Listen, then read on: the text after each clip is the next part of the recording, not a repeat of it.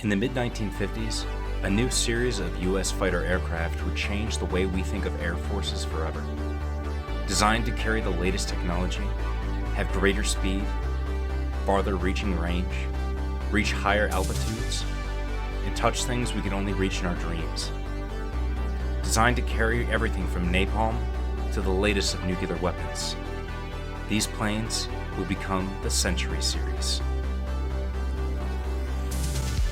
To the freedom fighters, to the Everest climbers, to the castaway, to the midnight riders, to the spark igniters, I am on my way. Let it be said and let it be known, he who is free is never alone. The path before us, the world behind us, I'll wait for you there.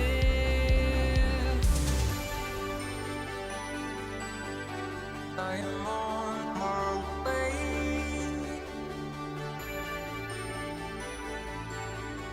I am on my way.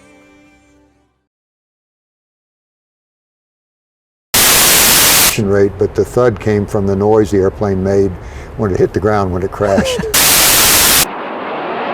Pilots of other aircraft soon nicknamed the 105 the Thud. It is a sick joke. The noise that the jet supposedly makes as it crashes into the Vietnamese countryside. When it hit the ground, when it hit the ground, when it hit the ground, when it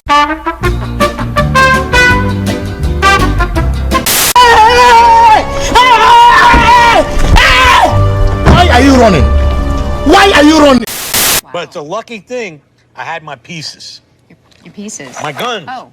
Anyway, I started blasting. Bang! Wow. Bang! No, I don't see so good, so I missed. Then they ran away. I ran after them. Okay. Bang! Tried to shoot them in the back. But I don't want so good either. A plane is more than just the sum of its parts. It's more than just flaps, ailerons, and fire control systems. It's not an afterburning engine or an onboard radar. It's the men that flew her, and the mission she did. A plane shouldn't be judged by its combat record. Well, not combat record, but combat losses. 1/3 of all Thunder Chiefs built were shot down in combat. But this doesn't make her a bad plane. It just makes her the best plane for the job. The Thunder Chief was built at a time when Tactical Air Command had no money. If you wanted to be relevant in the defense budget in the 1950s, you had to find a way to deliver nuclear weapons. That was the only way anybody outside the Strategic Air Command was getting cash. So, much begrudgingly to Tactical Air Command, they decided that if they were going to get money, they'd need to build a fighter bomber. They were going to have to find a way to make high-speed, low-level attack runs on Eastern European cities. The Thunder Chief would be what became of this. Now, the first thing to know about the Thud is that it's a very beautiful-looking aircraft. That's subjective, I know, but that's my own opinion. And it's also the opinion of her pilots. She has a long cylindrical body, with swept wings swept back at a 45-degree angle. The first thing pilots would often take note of is the sheer size of this aircraft. She is massive, and she had to be a big lady. She was carrying a J-75 turbofan. This gave her a top speed of over Mach 2.2, but what was more impressive was her weapons payload. The F-105 was originally designed to carry a single nuclear weapon into the industrial heart of Eastern Europe. Therefore, if you need high speed at low level, you need low drag. So the F-105 was designed with one of the very first internal bomb bays of any fighter bomber. This meant that a single B-28 thermonuclear freefall bomb could be carried indoors. Now, the delivery method was very similar to a lot of fast nuclear attack aircraft. It was to climb up into a loop, release it at the point when you're finally pulling back on the stick, and dive away from it, using your speed to get away from the blast. And thanks to the Thud's Mach 2.2 top speed, it was certainly capable of doing this maneuver. What was more impressive, however, was its conventional build. The Thud, a single-engine tactical fighter bomber, oftentimes single or two-seat, could carry 12,000 pounds of high-explosive ordnance. This was more than the B-17 World War II strategic bomber, a 4-engine piston-driven design. That's impressive. Now, she could just do more than just bomb targets. She could also carry on her outer pylons Sidewinder's air-to-air missiles for close-in engagements, and an M61 rotary Vulcan cannon on the left side of the fuselage. These weapons would give the Thud the means to destroy over 25 enemy aircraft in the Vietnam War. And it was Vietnam where the Thud came into being. Good night, girl. I'll see you tomorrow. The Thud entered Vietnam in early 1964 and very quickly became the most dominant strike aircraft of the USAF. With it being able to carry over 15,000 pounds of ordnance, it created a very strange issue very quickly. It was conducting so many strikes during Operation Rolling Thunder that they were able to use up all the stocks of conventional bombs that the United States had in store. This was mostly due to the thought that there would never be another conventional war. I mean, the world now had nuclear weapons. Who would be dumb enough to start another world war?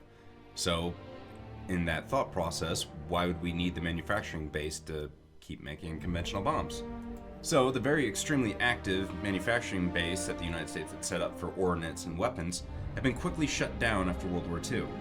Ammunition stores ran so low for conventional bombs that some Thuds would often conduct strike missions while carrying only a single 500 or 750 pound bomb. That's all they had. They couldn't give them any more. Another compounding factor was that the United States sold most of its bomb casings to the West German Luftwaffe shortly after their formation to help them get on their feet and give them the chance to fight back in the case of a Russian attack. Well, the Luftwaffe saw the struggles in Vietnam and decided to capitalize it. The US had sold them for $1.50 each during the 1950s. In 1965, they sold each case back to the United States for $21.50. The $21.50 roughly comes to $166 in 2019 money, by the way. It was also in Rolling Thunder that the Thud would shed its first blood. The Thud, we all know, is a low-level, high-speed attack aircraft, meaning that it's probably not going to be the most nimble thing in the sky. She's quick, but she turns like a battleship. Combined with the very high op tempo that she was not built for, and being forced to fly in formation for conventional bombing, which it wasn't designed for, meant that the Thud was vulnerable. And this was more compounded by the fact that the Soviets had just given North Vietnam the SA-2 guideline surface-to-air missile. The same missile that would shoot down Gary Powers. Now I want to briefly talk about the politics of Vietnam. I know it's a touchy subject for a lot of people, but it's not the purpose of this video to enrage or piss people off. But we just have to briefly touch on some of the rules of engagement and limitations put on the bombing. This will better help to explain why the Thud had such a high casualty rate. You see, the US wanted to limit its involvement in the war, and it also wanted to keep from adding Chinese and Russian support from coming in even more greater quantity. So they wanted to limit the strikes. So Washington would announce the strikes in advance, and even publicly announce where the strikes would go and what route they would take. And the North Vietnamese weren't stupid, so they would plan along these routes and put every surface-to-air missile or any aircraft weapon they could get their hands on along these routes. And then, when you're combining it with not the most nimble fighter in the sky, and force it to run a gauntlet over to Hanoi, understandably, aircraft are going to start getting shot down. And shot down they did. Moreover, it was more compounded by the fact that we couldn't really do anything about the North Vietnamese MiGs. Now, if they came up to play, we'd shoot them down all day. It was great. However, we were not allowed to attack the airfields that they were flying from. You see, the Secretary of Defense and the President were too afraid of killing Soviet advisors that were at these bases. If we had just been able to allow to bomb them, they might have cut down on their sorties significantly. But even dealing with all this bullshit, the Thud was the basis of the very idea that would help protect it. SEAD, S-E-A-D, or Suppression of Enemy Air Defense. Now we get to talk about the Wild Weasels, a concept that would be born in the United States Air Force, implemented through the Thud, and would still live on today in specialized aircraft. You see, all air defenses rely on one thing, and one thing only. It takes more than just missiles and bullets to hit a target. You need to have guidance. That guidance is radar. Radar can detect, track, and help weapon systems engage aircraft in the sky. But radar isn't all that stealthy. You see, you're putting out into the air a lot of radiation that can easily be picked up on the electromagnetic spectrum. So the US got the idea. We have to deal with these weapon systems. We have to deal with this radar. If we can knock out their radar, we can get our bombers in a bit more unscathed, hopefully. It would all be thanks to an all-volunteer unit of the US Air Force. You see, we didn't get chosen for this job. You had to volunteer, because you had to be slightly crazy in the head. Enter, stage left, the Wild Weasels. On their patch was a scruffy-looking weasel, labeled Wild Weasel. Underneath it would be the letters YGBSN, or You Gotta Be Shitting Me. Their job was to go in before all the formations and get these missile sites to lock onto them and launch their weapons. When they locked onto them, they could use their anti-radiation missiles to target the radars themselves. So you had to be a little crazy in the head. But in order to conduct this mission, they were going to need a special aircraft. So the F-105F was made. A dual-seat version of the Thunder Chief. It had a powerful avionics suite with special radar and transceivers that could pick up the radiation emitted from these radar sites. It could then target it with its AGM-88 anti-radiation missile, better known as the HARM. These missions were dangerous and extremely deadly if not conducted properly. The United States would award 2 F-105 Thunder Chief pilots Medals of Honor for their actions during these missions. However, during the war, the Wild Weasel mission was gradually taken over by the F-4G Phantom, which would go on to serve until the late 1990s. Shortly after the war, the Thunder Chief was quickly retired from mainline service with the USAF and was handed off to the Air National Guard. But due to its sophisticated nature as a nuclear strike bomber, the Thunder Chief was proving to become very difficult to maintain. That, combined with its extreme losses during the Vietnam War, with a total of 395 aircraft being directly lost to enemy action, there weren't going to be that many spare parts lying around. And so finally, in 1984, the last of the Thunder Chief squadrons were deactivated in the Air National Guard and were sent to the Boneyard in Montes Davis Air Force Base, Tucson, Arizona. Others would be scrapped. The rest?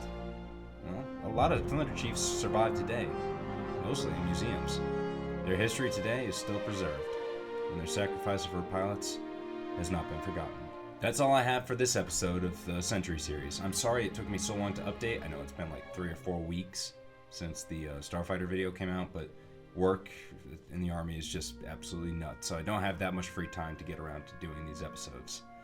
But thank you for sticking with me, and a big shout out to any of you that have subscribed from Reddit recently. Your subs have really helped me out. And we finally hit 1,000 views on one of our videos, which is freaking awesome. I can't honestly express how much I really do appreciate you guys. And now that I have my capture working again on my laptop, I can start recording more videos and gameplay, really. I'll choose how I really want to do that. I'm not sure if I'm going to commentate. Other than that, I appreciate you guys, each and every one of you, so much for your help. And I'll see you all next time as we come to our last fighter in the Century series, the F-106 Delta Dart. This is Alice for Full to Gap Gaming, and I hope to see you all in the next video.